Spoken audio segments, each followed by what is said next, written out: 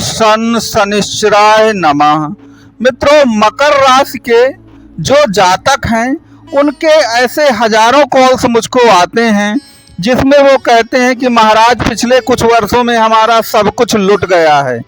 तो क्या 2024 के जो अंतिम 6 महीने हैं, जुलाई से लेकर के दिसंबर तक, क्या हम इसमें अपना सब कुछ रिगेन कर पाएंगे?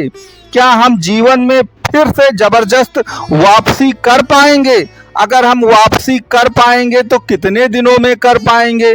और क्या जो हमारा पुराना वैभव था, हमारी पुरानी जो हस्ती थी, क्या हम उससे ज़्यादा रिगेन कर पाएंगे कि उसके बराबर कर पाएंगे कि उससे कम कर पाएंगे?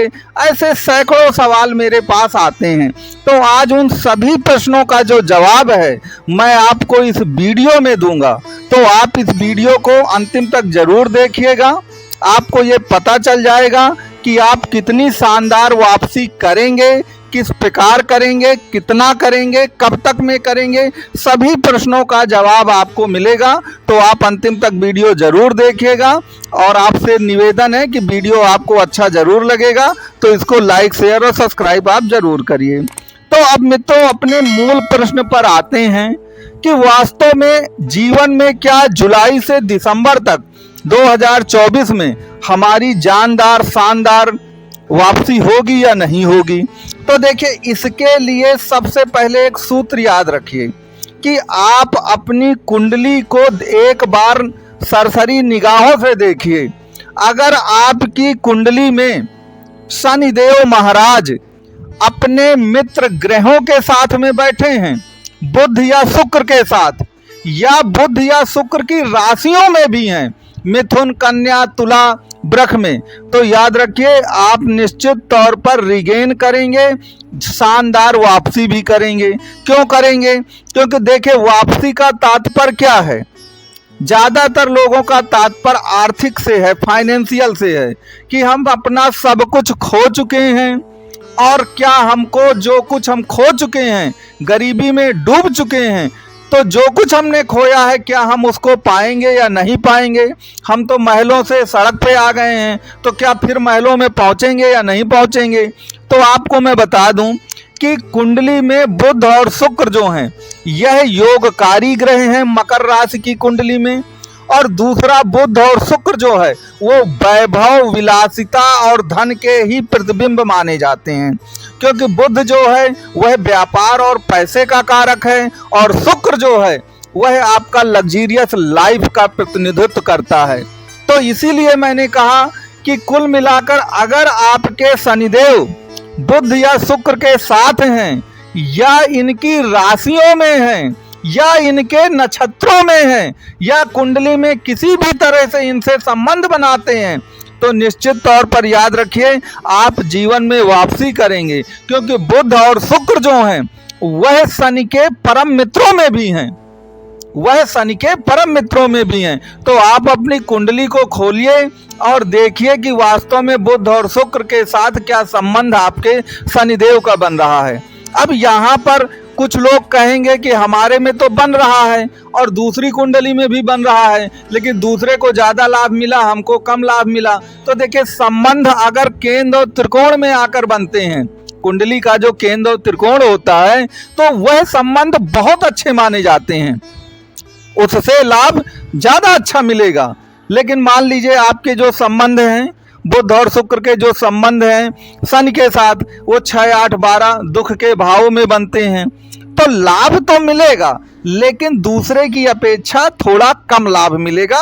तो इस बारीकी को आप समझिए थोड़ा सा, क्योंकि जब तक आप कंपैरेटिव एक तुलनात्मक अध्ययन नहीं करेंगे तब तक आप सही जो निचोड़ है अपनी कुंडली का वो नहीं पाएंगे। इस बात का आपको ध्यान रखना चाहिए। दूसरा, यहाँ पर एक चीज और याद रखिए आप कि कुंडली में चूंकि आपको रिगेन करना है, अब मान लीजिए कोई व्यक्ति अरबपति है और वह सड़क पर आ गया है, रोडपति हो गया है, तो अब ऐसा कौन सा चमत्कार हो कुल मिलाकर कि वो फिर से अरबपति बन जाए? क्योंकि जीरो से शुरुआत करके एकदम अरबपति बनना इतना आसान तो नहीं होता।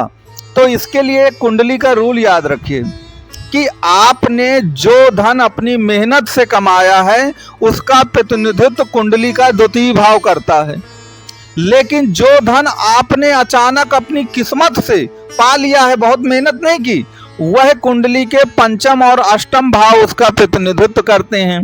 तो अब आप अपनी कुंडली का पंचम और अष्टम भाव देखिए, और यदि पंचम और अष्टम भाव को आप एक्टिवेट कर ले गए तो याद रखिए अपार धन और अपार सफलता मिलती है, क्योंकि पंचम भाव है ही कुल मिलाकर आकस्मिक लाभ का, अष्टम भाव भी है दूसरे की अपार संपत्ति पा जाने का। ठीक है, तो अब आप कहेंगे कि महाराज इसको एक्टिवेट कैसे करें? तो देखिए, इसके एक्टिवेशन के लिए अगर यहाँ पर चर्चा शुरू की जाएगी तो वीडियो बहुत लंबा हो जाएगा। तो इसके लिए आप एक काम करिए कि आप अपनी कुंडली को देखिए और देखिए एक्टिवेशन के रूल हर कुंडली में अलग अलग होंगे, क्योंकि हर कुंडली में अलग अलग ग्रह वहां पर दृष्टि डाल रहे होंगे।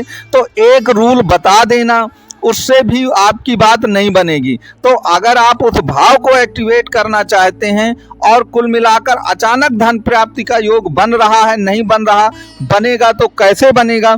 तो इसके लिए आप दिए गए नंबर पर संपर्क कर सकते हैं, व्हाट्सएप कर सकते हैं, कॉल भी कर सकते हैं। अब यहाँ पर एक चीज और आप याद रखिएगा कि शनि न्याय के कारक हैं, शनि न्याय के देवता हैं। तो आपने जो भी संपत्ति कमाई है, आपने जो भी संपत्ति आप कमाएं, तो शनिदेव गरीबी और गरीबों का प्रतिनिधित्व भी करते हैं।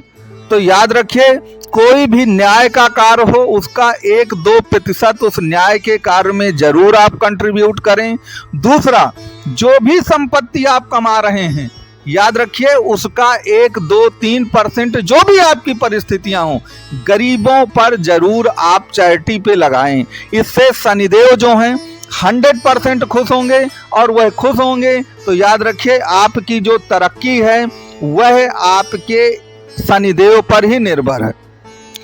यहाँ पर एक बात और याद रखिए कि कुंडली में नक्षत्रों का और योग का बड़ा महत्व है। और योग कब बनते हैं? जब 2 से ज़्यादा ग्रह एक साथ बैठते हैं। तो योग और नक्षत्रों को देखिए, अगर आपका शनि तुला राशि जिन नक्षत्रों से मिलकर बनती है उन नक्षत्रों में है, तो निश्चित तौर पर याद रखिए, मैं दावे के साथ कहता हूँ शनिदेव आपको, याद रखिएगा, वहाँ पहुँचा देंगे जो रिगेन तो कराएंगे ही आपको, जो पुराना वैभव उससे भी आगे आपको ले जाएंगे। ठीक है, जो फर्श से अर्श वाली कहानी है वहां तक आपको ले जाएंगे। जैसे शनि अगर स्वाति नक्षत्र में है तो वो तुला राशि का नक्षत्र है, और तुला राशि में शनि उच्च के होते हैं, तो निश्चित तौर पर उनको उच्च का बल प्राप्त हो जाएगा, उच्च का बल प्राप्त हो जाएगा तो निश्चित तौर पर आपका कल्याण होगा। तो मित्रों, इस तरह मैंने आपको कुछ रूल बताए। आपको कोई भी डाउट है तो आप दिए गए नंबर पर कॉन्टेक्ट कर सकते हैं। वीडियो अच्छा लगे तो वीडियो को लाइक शेयर सब्सक्राइब आप जरूर करें।